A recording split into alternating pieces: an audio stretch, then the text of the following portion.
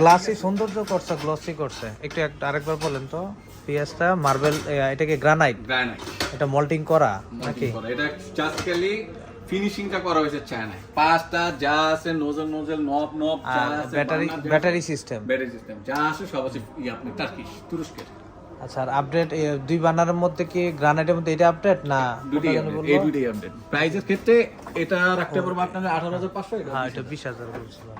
এটা আপনি 20,000 কি ওই যে এই শেপটার জন্যই নাকি? হ্যাঁ, এই শেপটার জন্য জাস্ট খালি ডিজাইনটার জন্য। এতে কি এমন উপকারিতা যে এটার জন্য আপনার প্রাইসটা বেশি? এটা কোনো কারণ আছে? নরমালি আমরা বসা না দিলে বুঝতে পারবো, বসা দিতে হবে এটা সেভ এটা এক্সট্রা যাতে এটা রাখে।